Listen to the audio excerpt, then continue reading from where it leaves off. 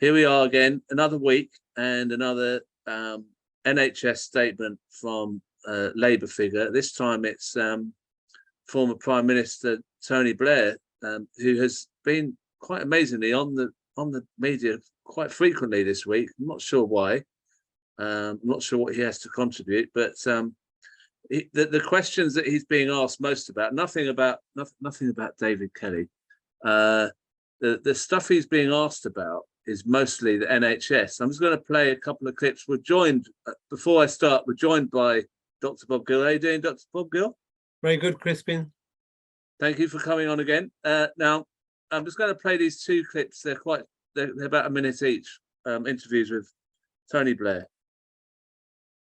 Do you think there should be more private sector involvement? Well, there should be a complete cooperation between public and private sector in two respects. Obviously, you can use capacity that's in the private sector, as we did when we were in power. But I think there's another thing that's going to be really relevant. A lot of these innovations, particularly innovations that, like the wearables, okay, that people have, and your ability to offer probably, what you might call low complexity but high volume things. A lot of it can be offered through the private sector. And so it shouldn't be a dirty word then? No, of course not, because the problem always with the public sector, and this is what I learned in government, is the tough thing is to get it to innovate. Okay, because in the private sector, if you don't innovate, you go out of business, but it doesn't happen in the public sector. Healthcare should be free at the point of use for people. But, for example, if you take the NHS app that we were all kind of using during the COVID crisis, and you build that into a proper electronic health record, and for example, supposing you get a spot on your leg and you're not sure exactly whether it's serious or not, there are people who can do the imaging for you and send you back a result that doesn't cost you much money. What I'm saying is, for example, you could have people advertising that they can do this for you, and you can wait for the NHS, or you could use them. You're not doing this for the things that are going to really matter to people's health, but there are lots of these types of intervention in healthcare that take pressure off the system. So what I'm saying really is that the whole, and personally I find this an exciting project for government, they should be thinking in every single area of the public sector, how do we use technology to do things completely different and reduce costs? Because in the end, we should be spending less and taxing less than we are at the moment. Well, there's a lot that he said in there. What would you like to draw out from what you heard him say? Yeah, so he's repeating the privatization lobby's talking points. He's talking about using excess capacity to help the NHS. Well, we have a single workforce. There is no spare workforce working in the private sector. So that's nonsense. What he's advocating is further merger of public and private sector. And the only advantage of doing that really is to siphon money away out of health service provision. So he's actually shilling for these private companies. And, if you look at his track record in office, the Blair government was responsible for the biggest IT fiasco in the world, public procurement, which is called Connecting for Health, which wasted £10 billion money down the drain. So, it sounds all plausible, and who can argue against development and innovation and tech? But, what afflicts the NHS is not some technical conundrum. We are feeding our school children junk food. Lots of the disease that is overwhelming the NHS is preventable through lifestyle change. We do not need apps and wearables and other data mining equipment to hand yet more and more power to big tech companies who are under no public obligation to work in the public interest. Their only interest is maximizing profit. And we're entering into a deregulated wild west of healthcare, whereby they can market you total nonsense, which doesn't have any evidence of benefit for health, but may sound plausible, and make more money out of vulnerable people who are ill-informed and increasingly badly served by what's left of public provision. Yeah, he just sneaked something in there that I didn't notice until I watched it this time. He talks about a minor procedure that someone might face, and it said it wouldn't cost you much money. Like he's just said, go private on small things, but we'll sort out the heavy things. Yeah. I mean, what's the danger? I mean, where do you draw the line on what won't cost you much money? I mean, it's how long, where does that go? Well, this is the strategy they use. They make it sound like an only, a tiny giveaway, a small encroachment.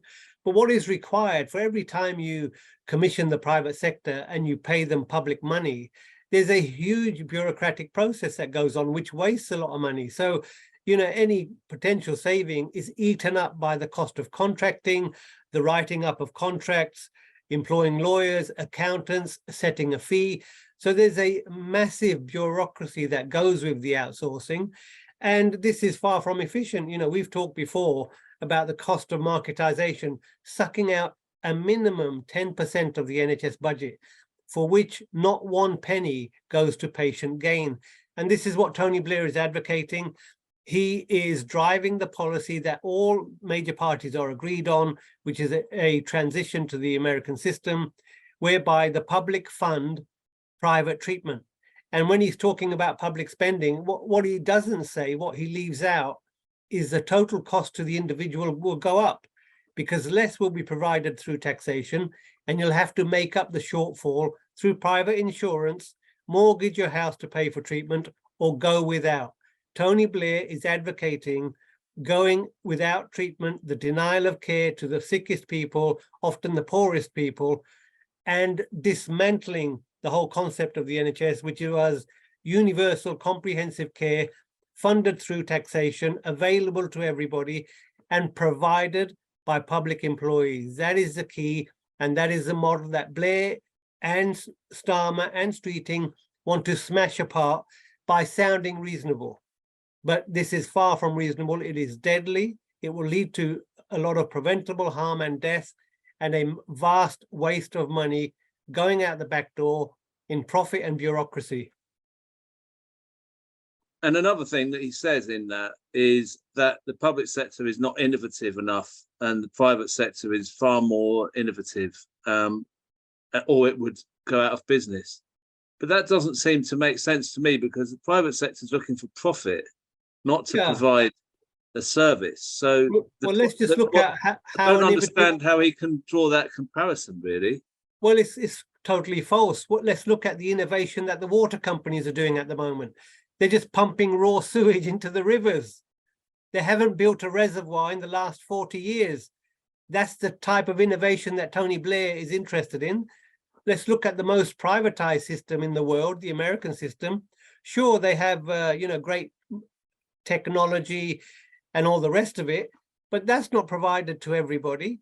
That's provided at huge cost, and often the developments that occur, most of the time, are heavily subsidized by, guess who? The taxpayer. So you have establishments like MIT, the great science research department in the US university, whereby they were behind the innovations, and the Department of Defense were behind the innovations that set up the internet. So that was publicly funded innovation.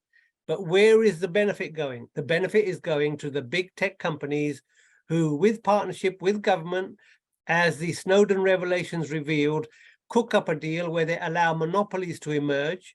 They don't want competition, and then they scratch each other's back. So you have the big tech companies covering the government's backside and censoring for government, and you have them being allowed virtual monopolies to grow a huge amount of power.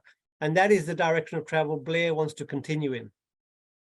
Yeah, I mean, he sounds so plausible. He's got this kind of, he's such a polished sort of QVC salesperson. He could sell anything, couldn't he? But I mean, this story came in as an email to me this week, which is update on Stop the NHS GP data grab, in which it says that the government is running the procurement process for the management of the FDP, which is the Federated Data Platform, that is due to end in September. US spy tech firm Palantir is widely considered the bid frontrunner, and the value of the SDP contract is now a whopping £480 million.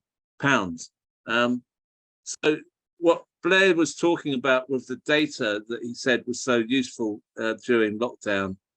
That could be quite useful to a company like Palantir, couldn't it? Yeah, so, any company that gets its hands on NHS patient data, let's not forget, this is probably one of the most valuable data sets in the world.